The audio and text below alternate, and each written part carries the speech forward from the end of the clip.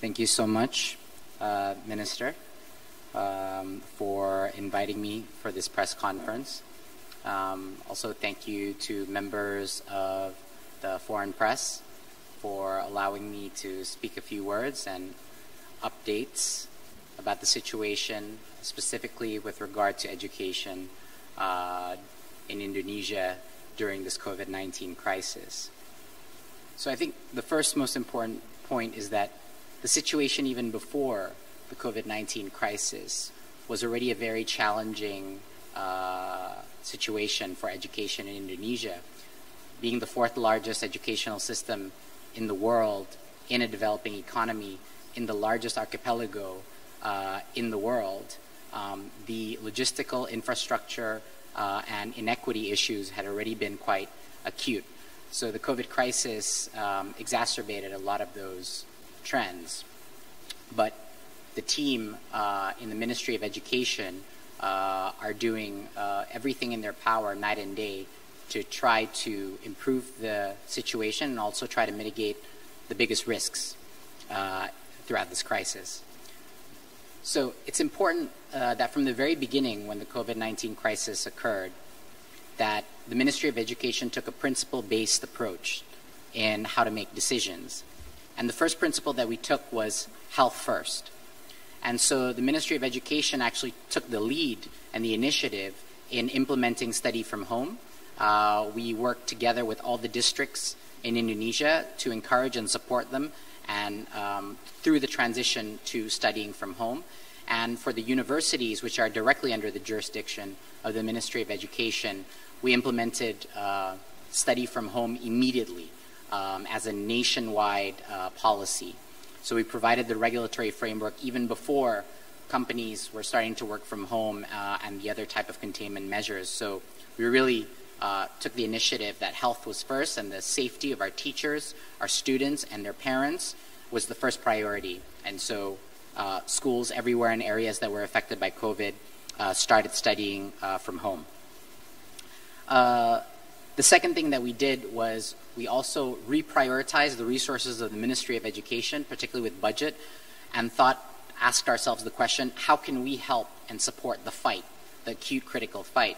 And the first thing that we did was we reallocated budget to our medical universities as well as our educational hospitals that train to be doctors and nurses to actually focus them to becoming COVID crisis centers. We also, over 13 hospitals that were dedicated for education were open to become COVID testing centers, as well as 13 faculties of health that also became testing centers for COVID. We also reallocated budget to do one of the largest volunteer training sessions together with the WHO to train 15,000 medical students to become volunteers during the COVID crisis for crisis mitigation, tracing, and a variety of testing, support, and logistics efforts. So we trained over 15,000 of these medical students to be able to become volunteers that are now out in the field. Then we had to tackle the biggest problem of all, which is how do we ensure unfortunately, we have to make this decision about how do we ensure that some learning is happening during this crisis instead of no learning at all. And that is where we took a very diverse approach and pragmatic approach about what we can do to ensure that some learning is still happening and that the effects of COVID-19 do not fall disproportionately upon our youth because of the lack of access to schools. So the first thing we did was to actually open and work with a variety of technology platforms and edtech companies with which to implement affordable online learning. A lot of it was free to as many areas and districts as possible and provide as many options as possible. The importance of the option is because Indonesia is unprecedented in the diversity and heterogeneity in terms of socioeconomics, ethnicity, and geography that we had to provide multiple solutions to allow every single area, school, and district to do what was best for their own educational system. So one is through online learning. The second is we discovered also that even that there were huge amounts of challenges also with online learning. So for those that did not have access directly to internet, we also experimented with actually taking a very large chunk of one of our TV stations' airtime and dedicated to education, dedicated to numeracy, literacy, as well as to a variety of cultural enrichment and also critical thinking, edutainment content. So we launched online learning. We also launched TV-based learning from home. But even that, in many areas in Indonesia, was not sufficient. And so then we had to rely on the feet on the street and the actual teachers that were mobilizing themselves to actually teach door to door. And so we have no one single approach for every single area, but we have a very highly pragmatic and diversified approach to make sure that some learning is happening instead of no learning at all.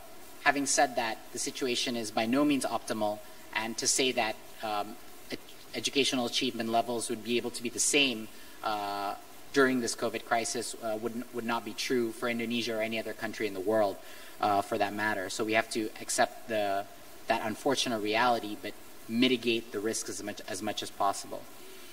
One of the most important things that we did was in order to unleash the ability for each of these schools to conduct these types of learning, we also created a series of regulations that would increase the flexibility of how school budgets can actually be utilized to tackle this crisis.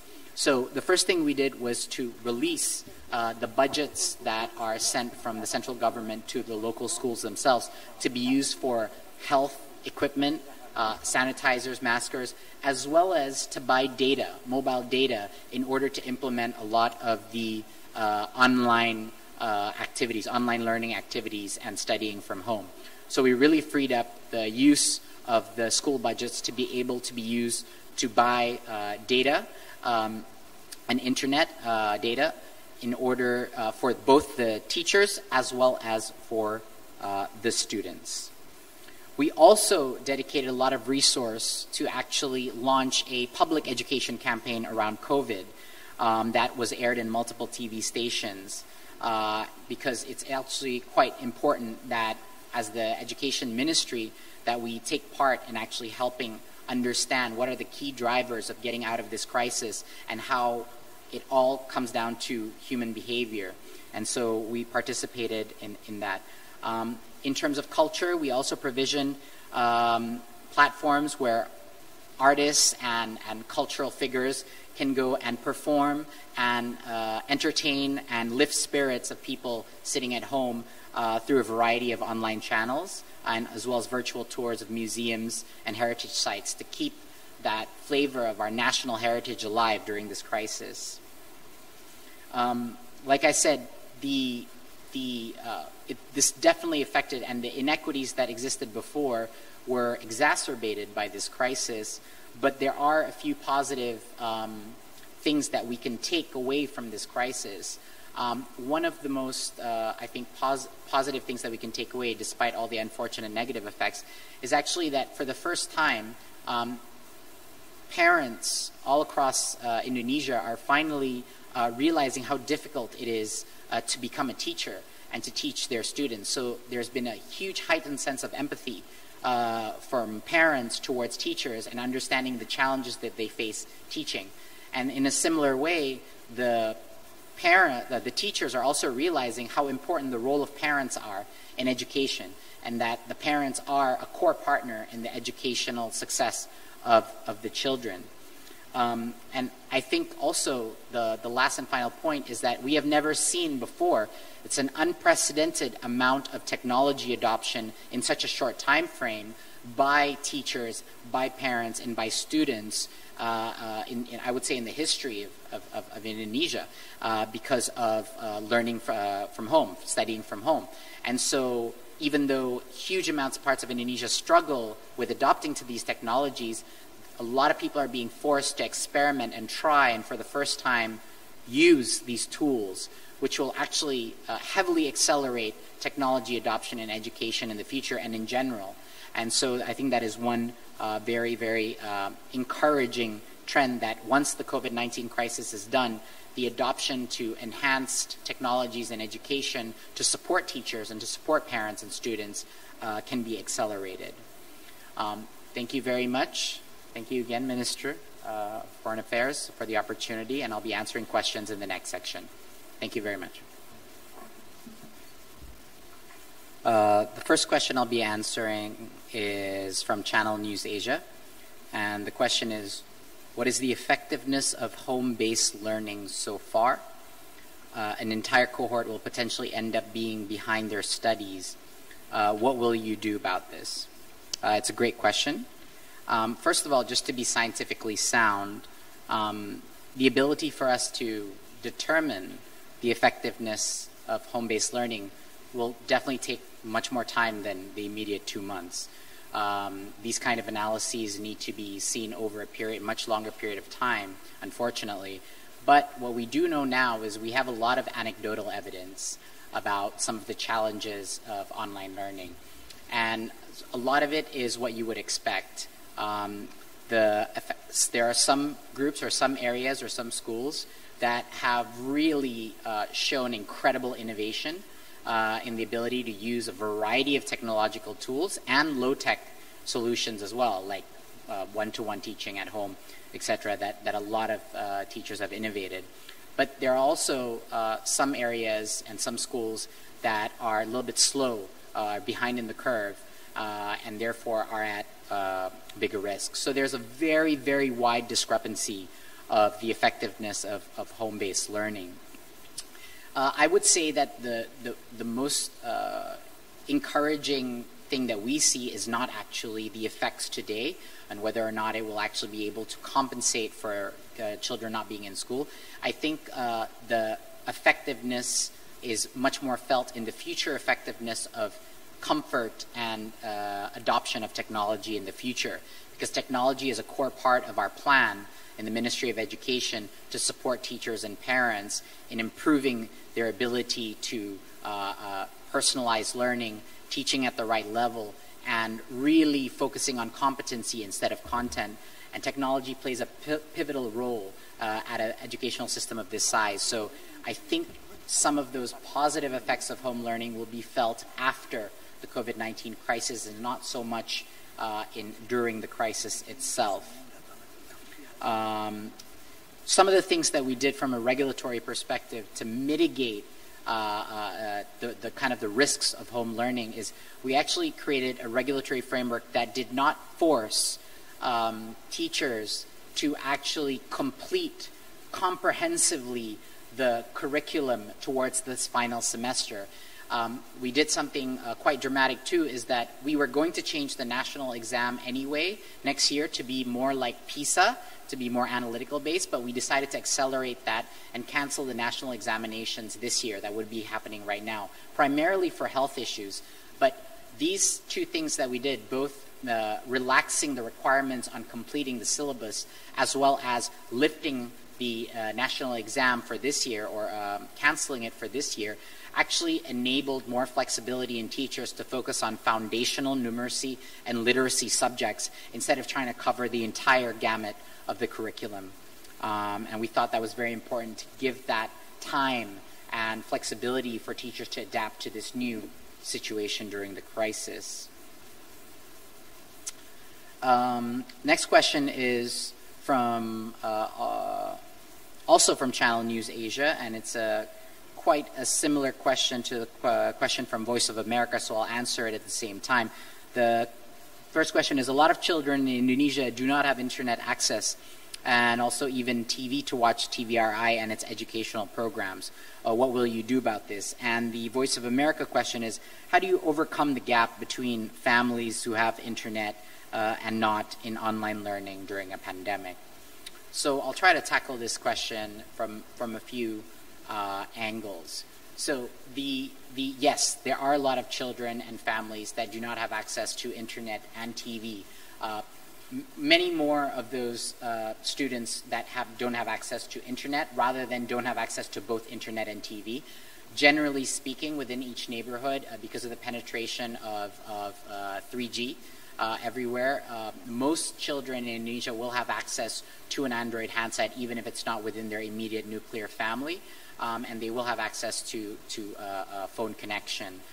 TV is also very widely penetrated in Indonesia, even though some areas, especially in the remote areas, still don't have access. They even have issues with electricity and stable electricity connection. So the solutions of how to tackle this cannot be sorted within a 2-month crisis management period.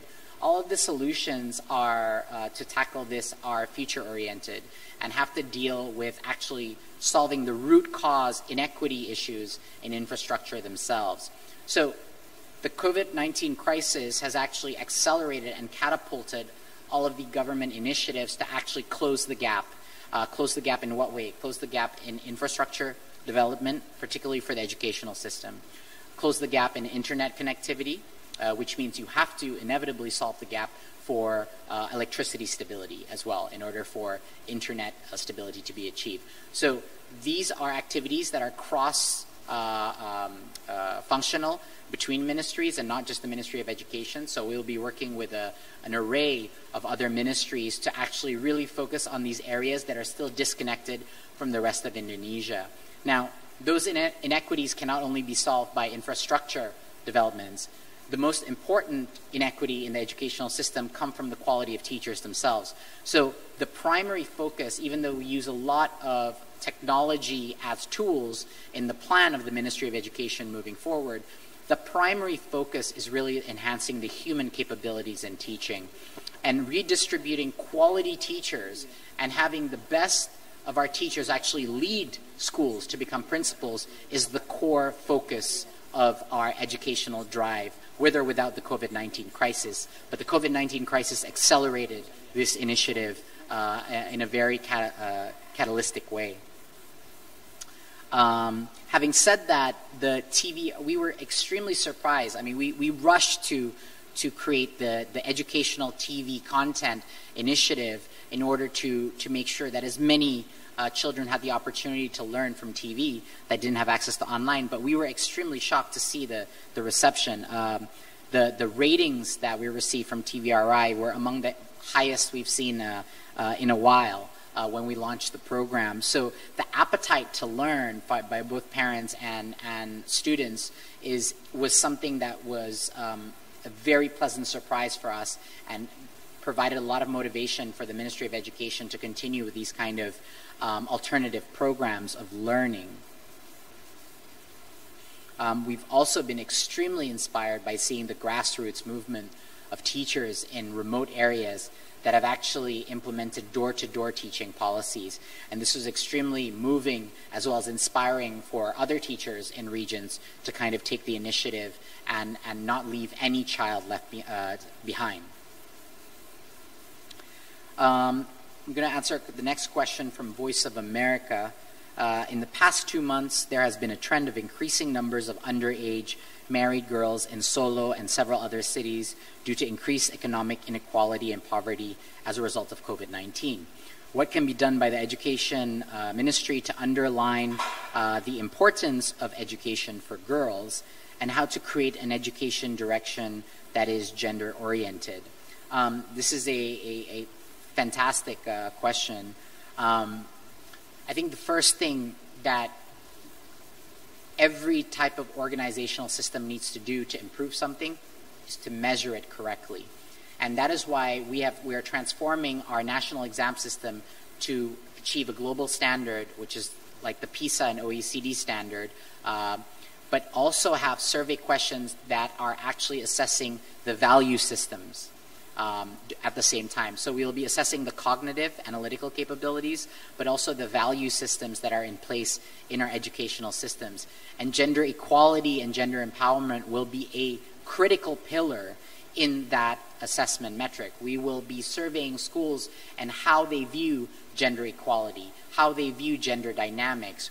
We will be assessing schools and systems, both teachers and students, on what are their perceptions around sexual harassment and violence, or views surrounding those topics. In the university sector, what we plan to do is actually, we plan to go, which universities in Indonesia are under the direct jurisdiction of the Ministry of Education, so it's nationally run and regulated, instead of schools, which are district run. In the university sections, we're going to take this one step further and actually create organizational systems and reporting mechanisms for sexual violence, which is a critical component of gender equality. It's a critical, actually, negative externality of gender inequity, of why sexual violence and sexual harassment exists. And so we are going head on and tackling that, along with radicalization and also bullying as another two factors. But this will be a pivotal push to eradicate these kind of moral issues that we see in our educational system. So the ministry is taking a very proactive approach in tackling these issues. Having said that, in the previous administrations and the previous ministries before my time here, Indonesia has achieved a fair amount in actually setting equity and participation of male and female in both higher education and lower education. So it cannot be gone without being said that that's already an impressive achievement, at least from the statistics. But now the challenge is how to create the mindsets for gender equality starting from a very, very young age, and to mitigate the more darker consequences of that as the kids grow up. So that's kind of our overall strategy in introducing gender equality. So two student profiles that we're focusing on and we're assessing. One is actually morality and ethics, and the second is universal citizenship. These two aspects of our 6 student profiles, these are 2 out of student profiles, gender equality and ethics are going to be critical components within these 2 student profile achievements that we're trying to focus on.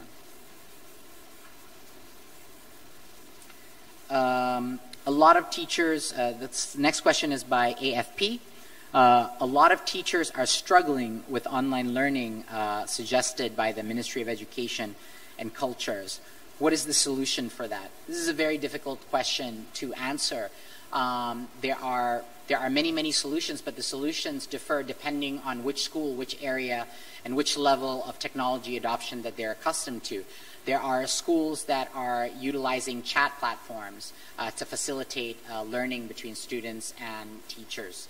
There are schools that are using learning management systems or more advanced platforms that are dedicated for education to actually implement learning from home. There are schools that are strictly using video conferencing tools and doing a lot of asynchronous live school sessions doing this. And then there are schools that simply because of infrastructural issues are doing door-to-door, still manual, but door-to-door training or tutoring of their students, which are quite admirable.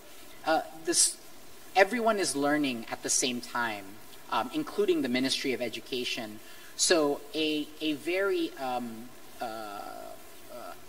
diversified and very scientific, we're taking a very scientific approach by taking this time to observe and getting anecdotal evidence and seeing what actually works in these technology platforms and what don't, so that when we return back to school after this crisis, we are able to scale up the solutions that we know work for which segments of our educational system the best. As we would have expected, the ability for university students to adapt to learning from home, even though they have their own challenges from a budgetary or utilizing data and quota costs that have increased high, they are much more quick to adopt as university students to the online learning part, especially the students, even more so than the professors themselves.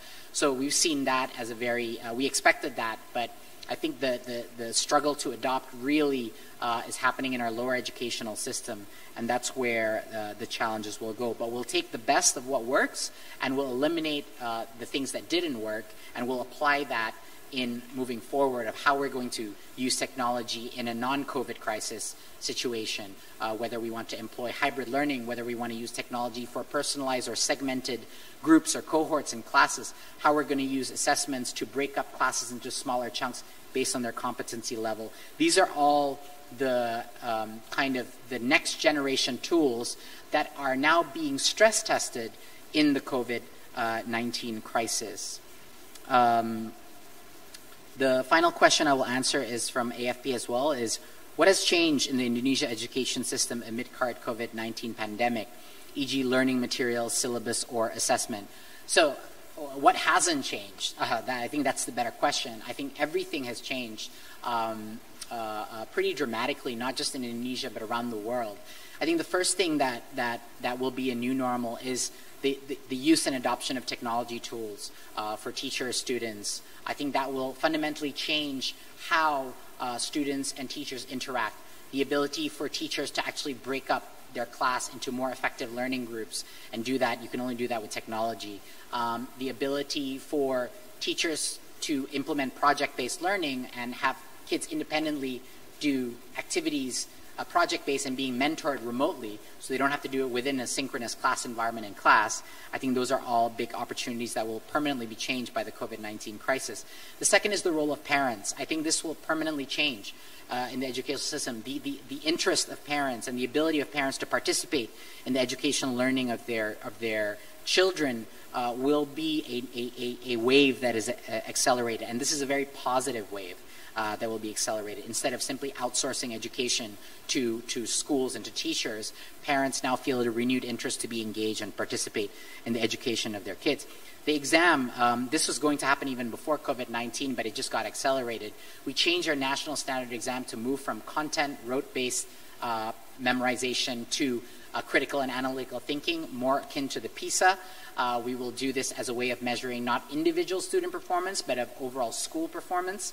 Those are fundamental changes in how we're assessing. They are no longer punitive assessments, but they are accountable to the principal and to the district educational systems, not to the individual students who should not be punished for their test results. I think that's going to be a fundamental transformation, using technology to deliver those systems, those assessments, and to create assessments that will not be done only at a national scale, but to decentralize those assessments that can be used day to day by students. That will require technology in order to do that. So I think the other thing that will change is the level of volunteerism that we've seen, which has been unprecedented in the COVID-19 crisis. Indonesia is a country that has gone through a series of disasters, natural or otherwise, and because of that, it has trained its volunteering muscle to the extent that we're seeing incredible levels of civic society stepping up in both the education space and other spaces to really pick up the torch and support each other during this time of crisis.